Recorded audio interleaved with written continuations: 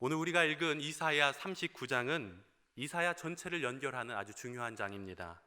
크게 이사야서를 1장부터 39장 그리고 또 이어서 40장부터 66장으로 나누게 되는데, 마치 성경에 신약과 구약을 구분하듯이 이사야서가 이렇게 나누어진다는 것이죠. 그 중에서도 이사야서 36장에서부터 39장은 그 중간에 끼어 있는 기사로서 여기에는 남유다 제13대 왕이었던 히스기야 시대에 있었던 아주 중요한 세 가지 사건에 대해서 보도하고 있습니다. 그 중에 첫 번째 사건은 이사야서 36장에서부터 37장에 나오게 되는데요, 히스기야 왕이 아수르 제국의 위협으로부터 하나님을 의지하여서 구원을 성취했던 그 기적의 사건을 기록하고 있습니다. 아수르 왕 사네립은 그가 가지고 있는 무력을 통하여서 유다를 점령하려고 했습니다. 또한 온갖 권모술수를 사용해서 유다 백성들의 마음이 히스기야 왕으로부터 떠나 등떨리도록 그렇게 이간질을 시작했습니다. 이렇게 아수르 왕 사네립은 하나님을 모욕하고 그리고 또한 백성들을 협박했는데요, 그때 히스기야는 이사야 선지자의 그 통해 선포된 하나님의 말씀을 굳게 의지하면서 이 위기를 이겨냈다는 것입니다. 아수르의 위협 속에서도 여호와 하나님을 의지할 수 있었던 것은 그가 하나님만을 신뢰하고 하나님을 바라보았기 때문입니다. 이러한 히스기야의 마음은 그의 기도를 통해 알 수가 있습니다. 이사야서 37장 20절의 내용입니다. 우리 하나님 여호와여, 이제 우리를 그의 손에서 구원하사 천하 만국이 주만이 여호와이신 줄 알게 하옵소서, 그렇게 고백하고 있습니다. 그 결과 히스기야는 여호와의 서자가 이 아수르 진중에 침입하여서 그 진중에 있었던 18만 5천 명을 쳐버리는 것을 목격하게 됩니다. 자신의 힘으로 무찌를 수 없었던 이 아수르의 군대를 하나님께서 친히 물리치는 것을 목도할 수 있었다는 것이죠. 여기서 말하는 여호와의 서자가 역병이거나 또는 사네립 아들의 반역인지 불분명하지만, 그러나 분명한 것은 역사의 주인이신 하나님께서 히스기야를 이 큰 위기에서 구원해 주셨다는 것입니다. 뿐만 아니라 아수르의 왕 사네립도 그 전쟁에서 패하고 니누에로 돌아갔지만 결국 그곳에서 자신의 아들에게 참혹한 죽음을 맞이하게 됩니다. 이처럼 히스기야는 기적 같은 하나님의 구원의 역사를 경험했던 인물입니다. 이처럼 히스기야의 삶의 첫 번째 큰 사건은 아수르 제국의 유다 침공으로부터 큰 위기를 겪었지만 하나님의 도우심을 통하여서 이 위기에서 구원을 얻게 된 사실입니다. 이어서 히스기야는 두 번째 큰 사건을 겪게 되는데, 이번에는 또 다른 구원을 얻게 됩니다. 이사야 38장에서는 병든 히스기야가 이사야 선지자에게 내가 죽고 살지 못하리라는 말씀을 듣게 됩니다. 그러자 히스기야는 얼굴을 벽으로 향하여서 하나님 앞에 통곡하며 기도하는 것을 볼 수가 있습니다. 그러자 그 기도를 들으신 하나님께서 그의 생명을 연장해 주십니다. 38장 7절에는 다음과 같이 기록되어 있습니다. 이는 여호와께로 말미암는 너를 위한 징조이니 곧 여호와께서 하신 말씀을 그가 이루신다 하는 증거이니라 말씀하고 있습니다. 하나님께서는 히스기야의 기도와 눈물을 들어보시고 15년이라는 삶을 더 연장해 주셨던 것입니다.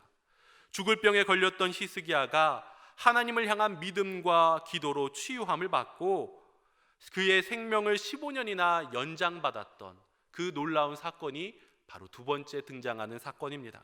그리고 오늘 본문의 39장은 히스기야에게 있어서 세 번째 커다란 사건으로 이어지게 되는 것입니다. 오늘 39장은 38장 사건과도 직접적인 연관을 가지고 있습니다. 히스기야가 죽을 병에서 치유를 받았다라는 그러한 소식을 들은 바벨론 왕이 이를 축하하기 위하여서 사절단을 예루살렘에 보냈습니다.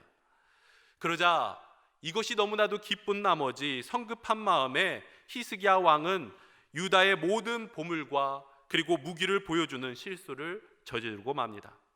당시 히스기야에게 축하 사절을 보낸 바벨론 왕 무로닥 발라다는 아수르 왕 사르곤 2세에 의해 바벨론에서 쫓겨나 메소포타미아의 남동쪽에 위치한 엘람 지역을 다스리던 그러한 왕이었습니다.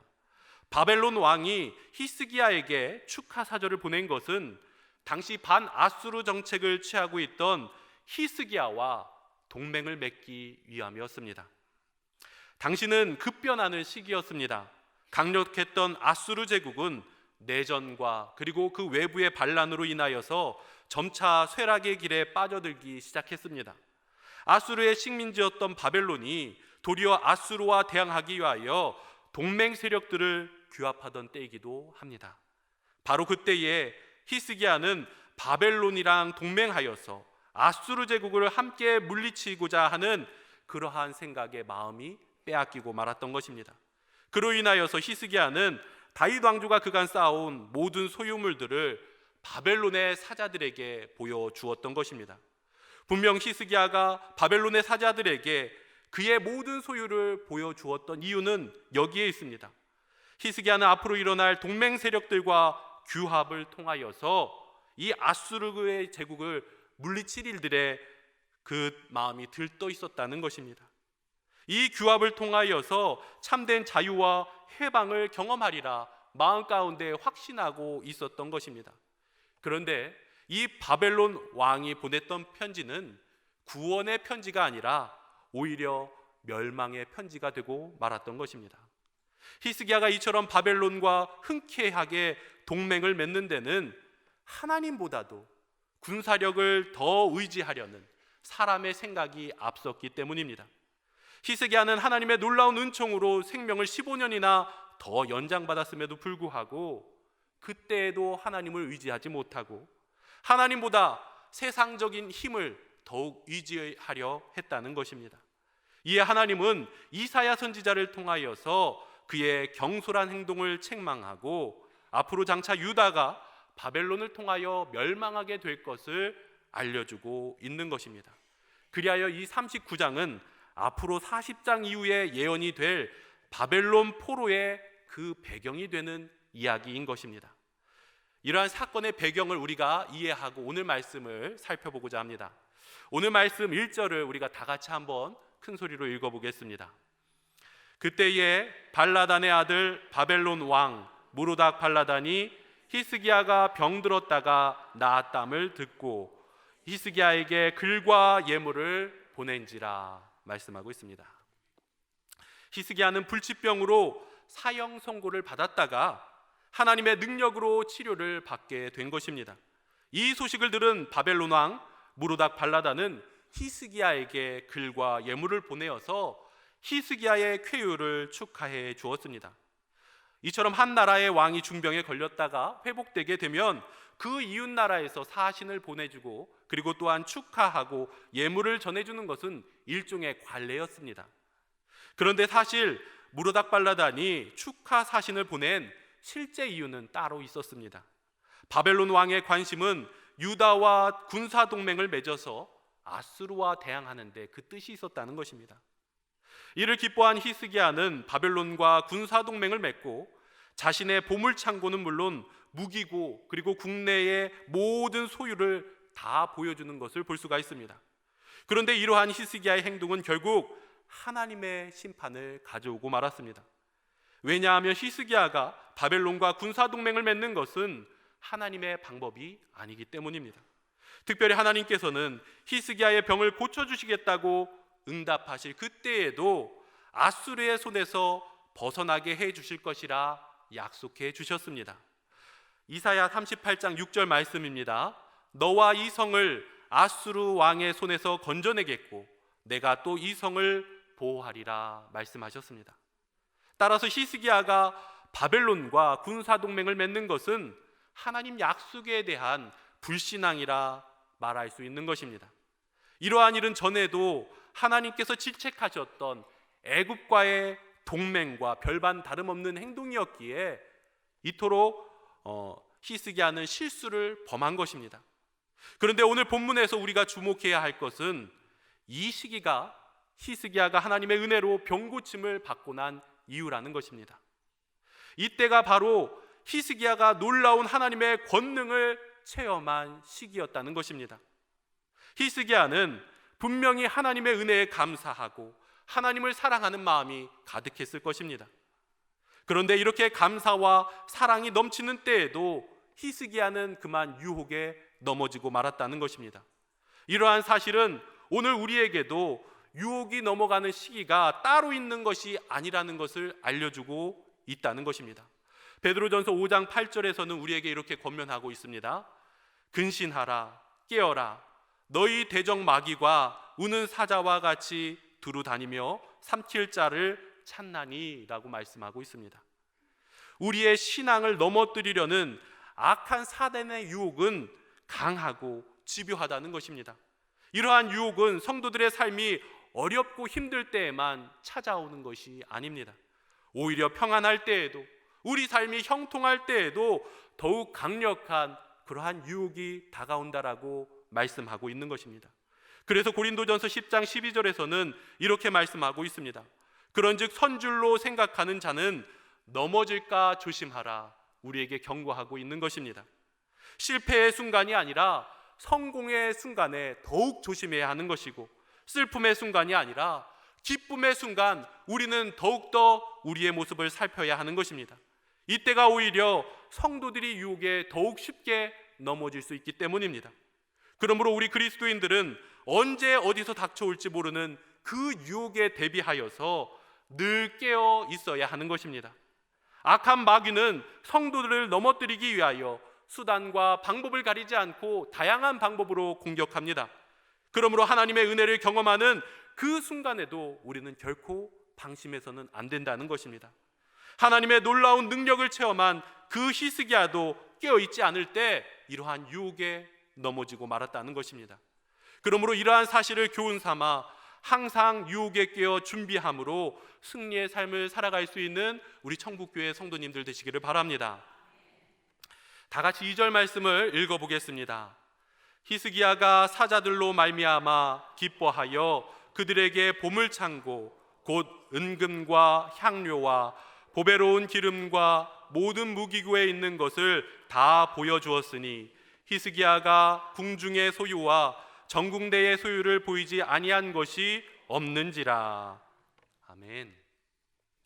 바벨론 왕의 사신을 맞이한 히스기야는 무척이나 기뻤던 것 같습니다. 왜냐하면 사신들에게 유다에 있는 모든 값진 것들, 귀중한 것들, 또 무기까지도 다 보여준 것을 통해 우리는 그 히스기야의 마음을 알 수가 있습니다. 히스기야는 보물창고, 그리고 은금과 향료와 보배로운 기름과 무기고와 궁중에 있는 소유와 그리고 궁중 밖에 있는 전국 내의 소유를 다 보여주었습니다. 이처럼 히스기야가 병문안을 위해 온 이 외국의 사절단에게 원래 예우의 한계를 넘어서 궁중에 있었던 모든 그 예물들을 다 보여주었던 이유는 자신이 얼마나 부강한지 자랑하고 싶은 심리가 있었기 때문입니다.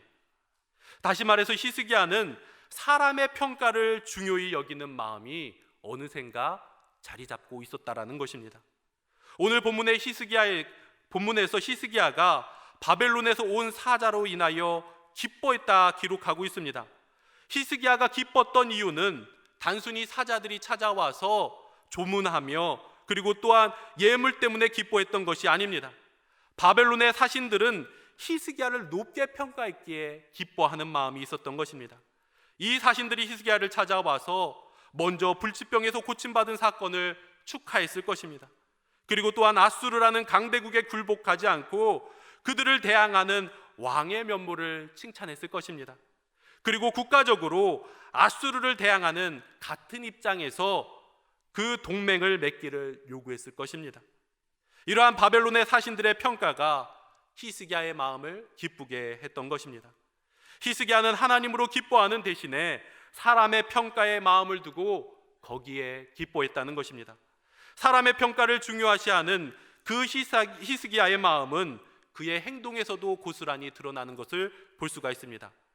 히스기야는 자신을 축하하기 위해 온 이 바벨론 사신들에게 유다의 부와 능력을 자랑합니다. 이러한 행동은 그만큼 더 좋은 평가를 받고자 기대했기 때문입니다. 군사 동맹을 맺는 바벨론 사신들에게 무기를 보여주는 것은 자신들과 동맹을 맺으면 아수르에 대항할 때 큰 도움이 될 수 있을 것이라 이러한 평가를 받고 싶었던 것입니다. 유다는 결코 약소국이 아니며 동맹을 맺으면 바벨론에게도 큰 유익이 되는 나라라는 그러한 평가를 받고 싶었던 것이죠. 이러한 히스기야의 마음 상태와 태도가 하나님 보시기에 바르지 못했던 것입니다. 이러한 히스기야의 행동은 바벨론 사신들만을 염두에 둔 것일 뿐 하나님을 마음에 두지 않았다는 것입니다. 그동안 유다 백성을 보호하셨던 하나님, 죽을 수밖에 없는 그 백성들에게 구원을 베풀어 주신 하나님의 모든 은혜들을 다 잊어버리고 자신의 보물과 무기를 보이며 자신의 능력을 높이기 시작했다라는 것입니다. 그렇다면 오늘 이 구절에서 주는 교훈이 무엇일까요? 성경을 보면 이방인의 왕이었던 느부갓네살이나 또한 헤롯같이 하나님을 모르는 자들도 교만하여서 자신을 높이고 경거망동하는 그러한 일들이 있었습니다. 마치 자신이 누리고 있는 왕의 지위가 자신의 능력인 양 자랑하며 영광을 독차지하려 할 때 하나님께서는 여지없이 심판하셨다는 것입니다. 느부갓네살 왕은 정신병에 걸려서 들짐승처럼 풀을 뜯어먹는 그러한 형국에 놓이게 되었고, 또한 헤롯에게는 벌레에게 먹혀 죽임을 당하는 인간의 나약함을 보여주셨습니다. 그렇다면 우리 그리스도인들은 두말할 필요도 없는 것입니다. 우리는 늘 깨어서 우리가 가지고 있는 모든 혜택에 대해 하나님 앞에 영광을 돌려야 하는 것입니다. 우리가 이룬 것은 아무것도 없습니다. 하나님께서 우리에게 맡겨주셨기에 우리가 누릴 수 있는 것입니다. 그러므로 우리는 늘 하나님 앞에 마땅히 돌려야 할 영광을 올려야 하는 것입니다. 이러한 의미에서 하나님께서 바벨론으로부터 사절단을 보내 유다에서 일어난 이 이적을 묻도록 하신 것은 히스기야의 심중에 있는 것을 알고자 시험하신 것입니다. 역대하 32장 31절에 보면 이렇게 말씀합니다. 그러나 바벨론 방백들이 히스기야에게 사신을 보내어 그 땅에서 나타난 이적을 물을 때에 하나님이 히스기야를 떠나시고 그의 심중에 있는 것을 다 알고자 하사 시험하셨더라 말씀하고 있습니다. 하나님께서는 이 바벨론 사절단 입을 빌어서 히스기야가 과연 누구에게 영광을 돌리는가 보려 하셨던 것입니다. 그런데 이 시험에서 히스기야는 철저하게 실패하고 말았던 것입니다.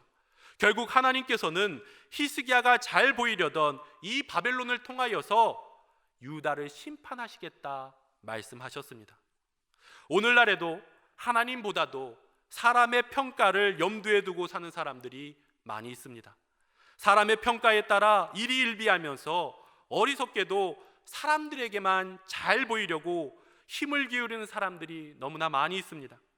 이는 성경이 이야기하는 그리스도인들이 살아야 할 합당한 삶과는 정반대의 삶이 되는 것입니다.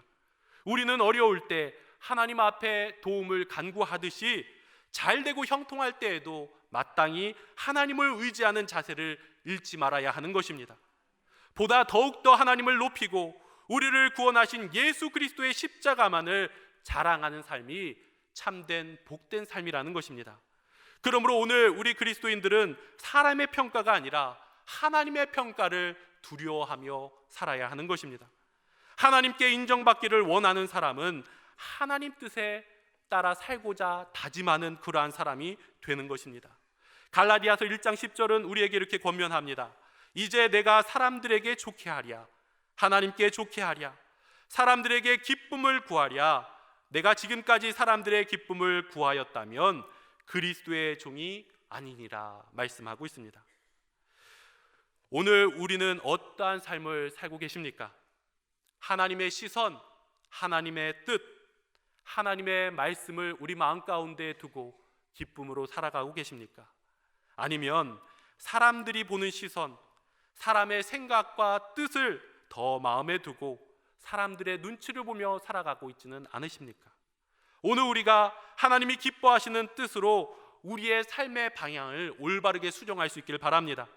그러할 때 우리의 삶은 더욱더 아름답고 온전한 삶, 형통의 삶, 축복의 삶으로 세움을 잇게 되는 것입니다.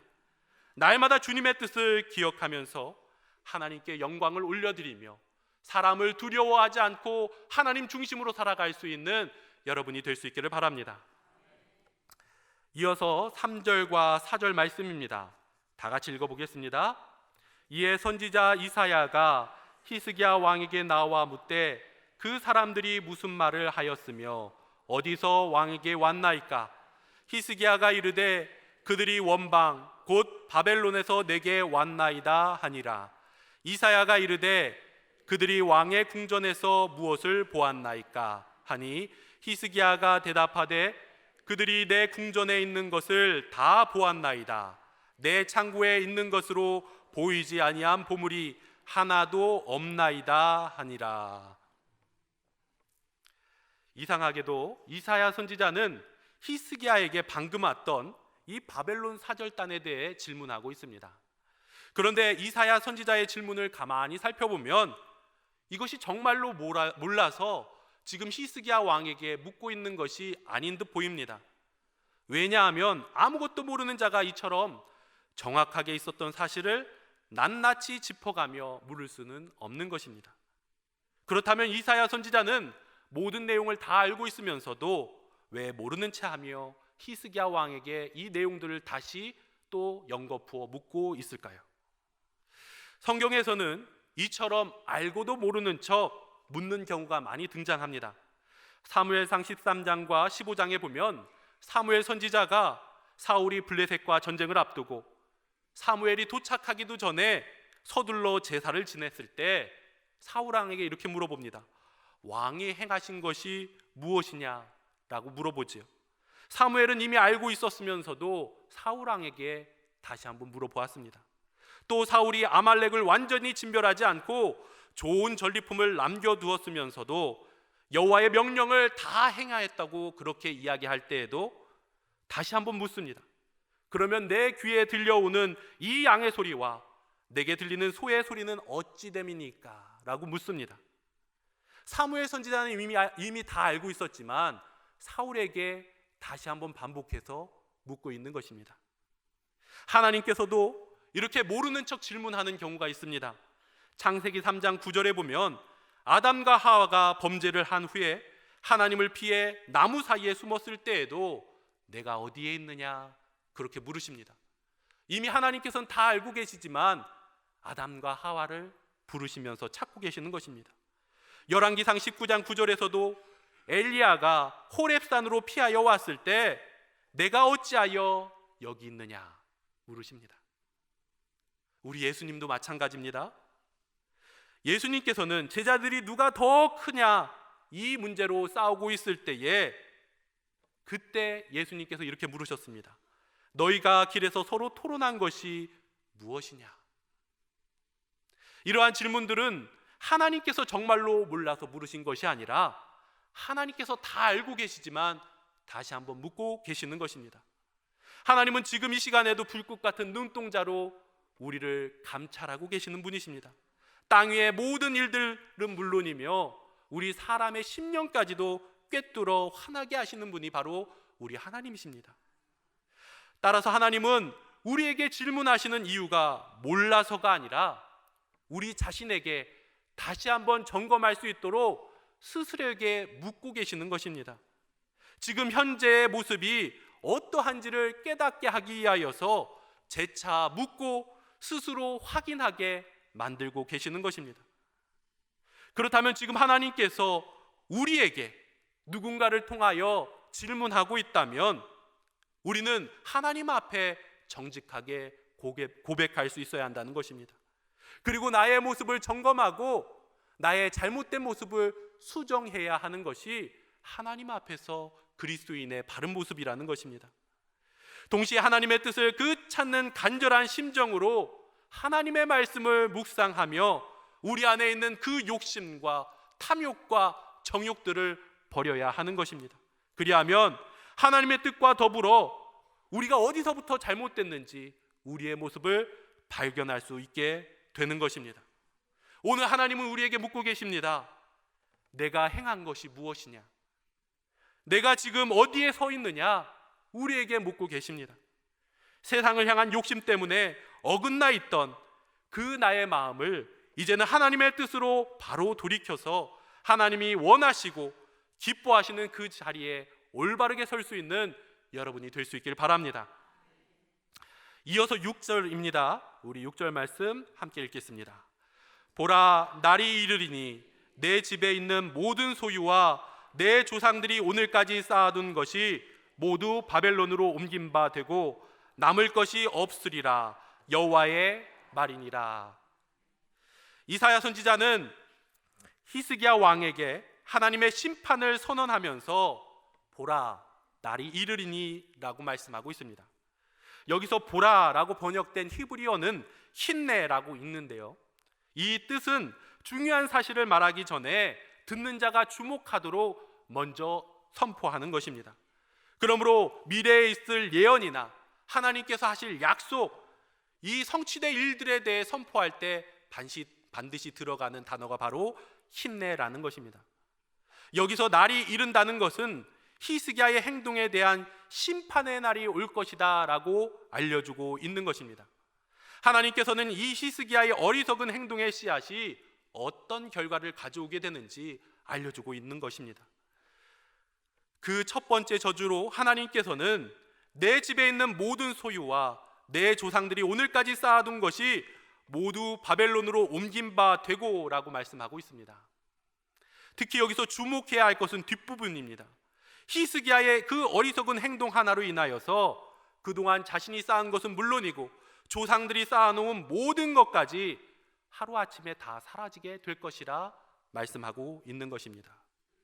여기에서는 우리 누가복음 12장에 등장하는 부자의 모습이 그렇게 생각이 납니다. 어떤 부자가 밭에서 소출을 풍성하게 그렇게 수확했습니다. 그러자 부자가 생각합니다. 이 많은 곡식을 저장해 둘 곳이 없으니 곡간을 새로 지어서 거기에 새로운 소출들을 가득 쌓아놓고 그렇게 저장하면 되겠구나 생각합니다.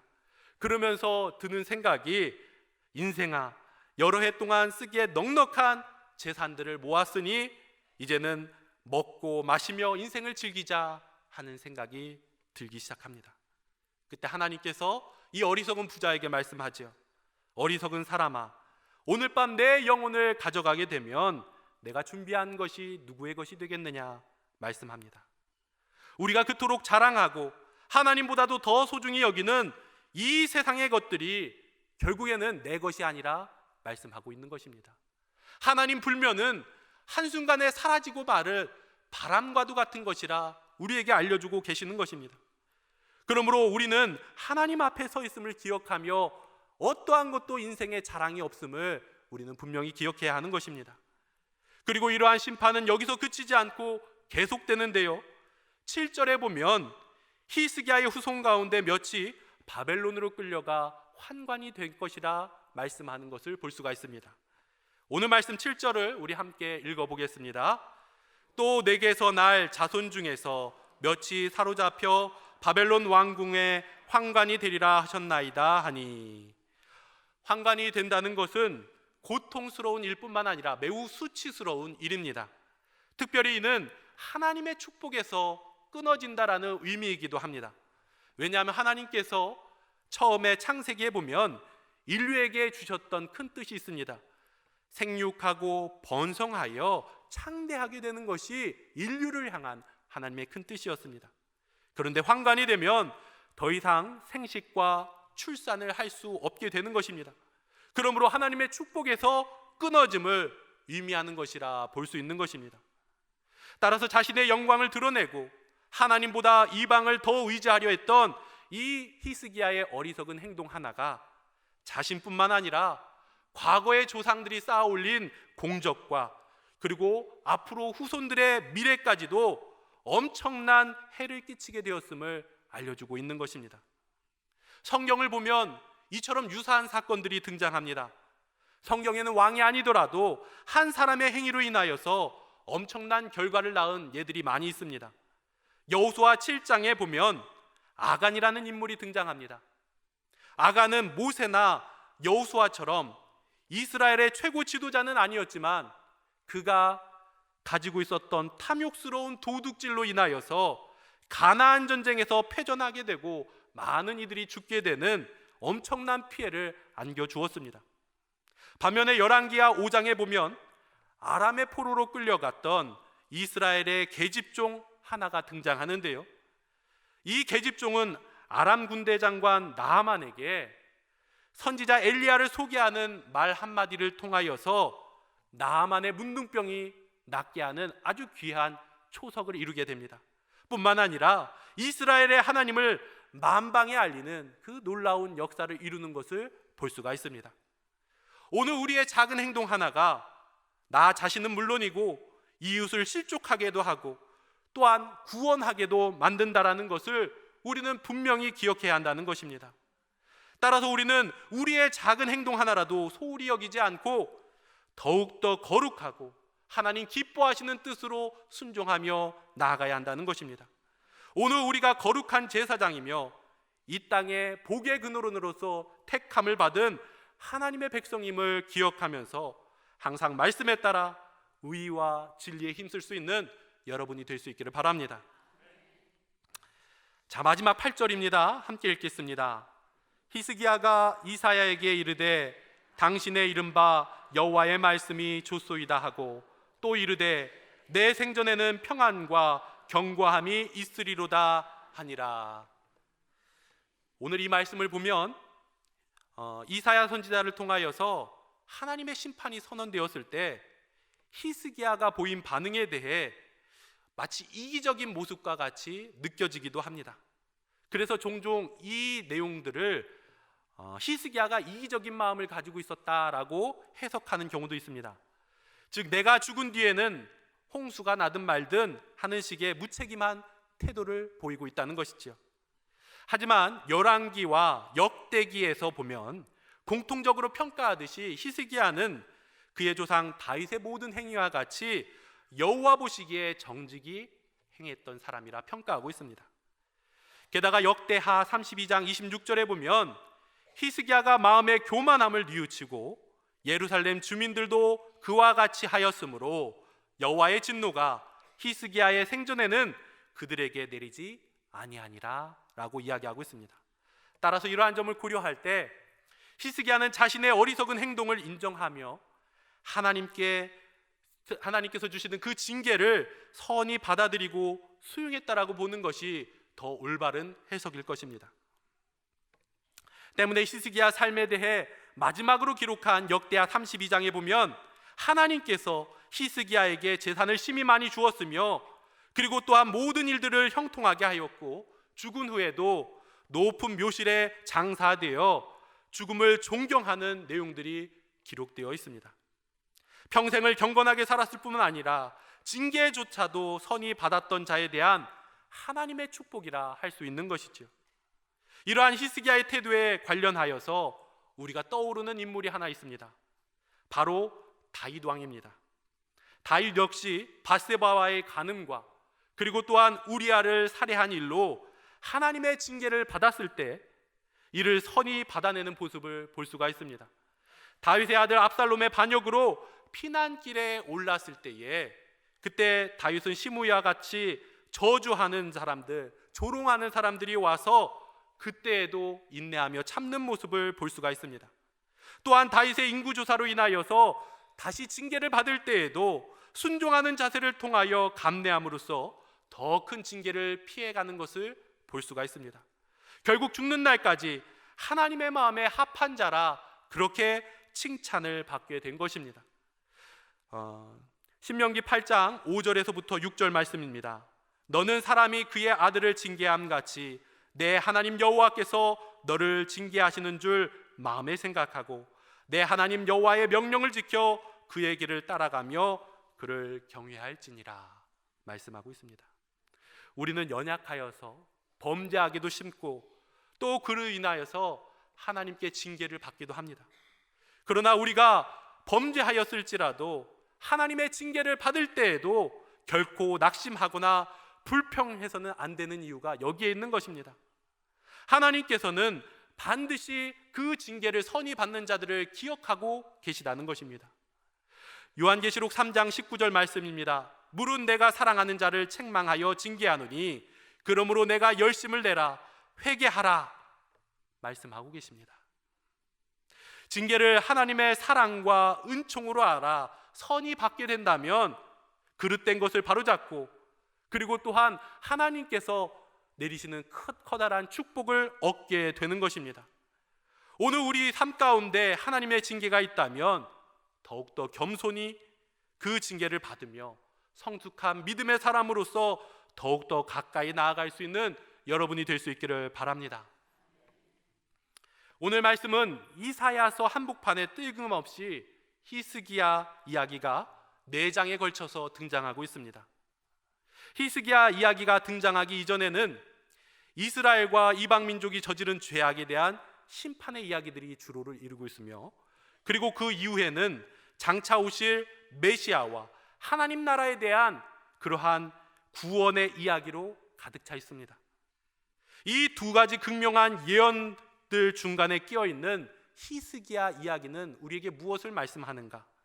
하나님께서는 우리가 어떠한 마음을 가져야 하는지 이 히스기야 이야기를 통하여서 우리에게 알려주고 계시는 것입니다. 당시 히스기야가 당면한 상황은 말로 할 수 없이 참담하고 불안한 정세 속에 있었습니다.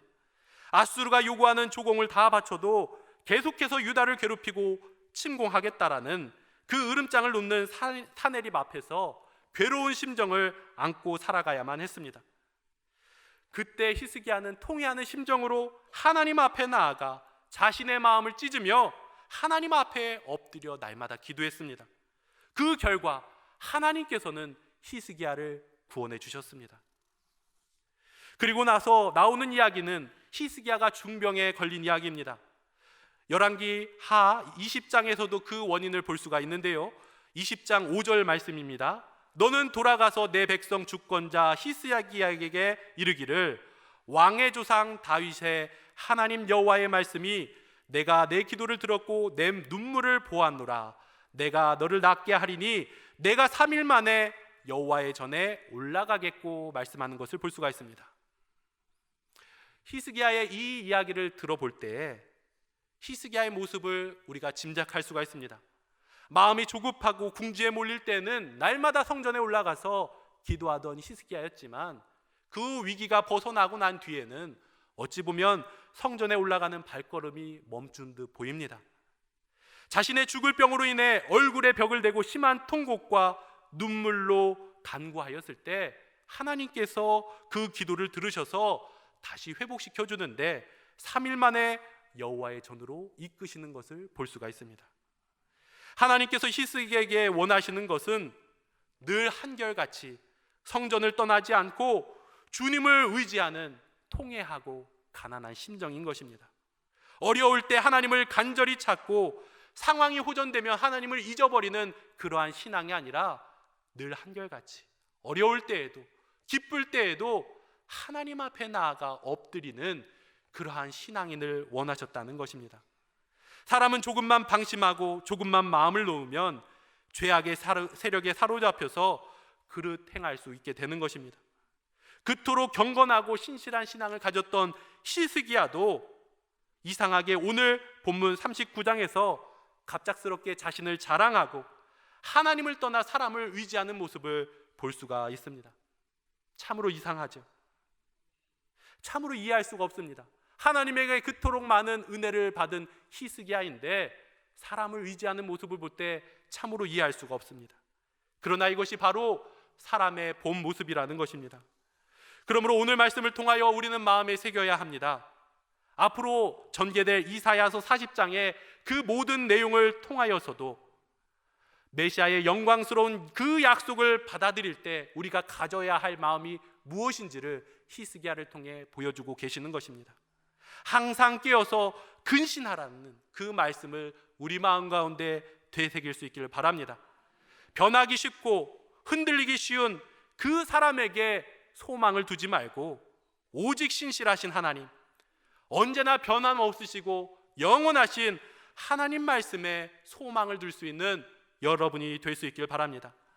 하나님을 의지하는 복된 삶, 하나님을 바라봄으로 흔들림 없는 그 견고한 삶을 살아갈 수 있는 우리 천국교회 사랑하는 우리 여러분 성도님들 되시기를 예수님의 이름으로 축원드립니다. 함께 기도하겠습니다. 사랑과 은혜가 충만하신 하나님 아버지, 오늘 히스기야를 통하여서 인간의 연약함을 알게 하여 주시니 감사합니다. 하나님의 뜻에 순종할 때에 축복이지만 우리가 인간을 의지하고 세상 속에서 교만해지면 우리 삶 가운데 저주가 있음을 다시금 확인하게 되었습니다. 오늘 하나님께서 기뻐하시는 뜻이 무엇인지 생각하면서 하나님 가운데 굳게 설 수 있는 자가 되게 하여 주시옵소서. 우리의 연약하심을 아시는 하나님, 기쁠 때에도 슬플 때에도 오직 하나님만을 따르는 겸손한 주님의 백성이 되게 하여 주시옵소서. 이 시간 주님을 향한 사랑으로 예물을 구별하여 드린 손길이 있습니다. 이 예물을 기뻐 받아주시고 이들의 삶의 주인이 되어 주시옵소서. 거룩한 삶을 이루는 축복의 인생이 되게 하여 주시옵소서. 우리의 길이요 진리요 생명 되시는 예수 그리스도의 이름으로 기도하옵나이다. 아멘. 교회 소식을 전해드리겠습니다.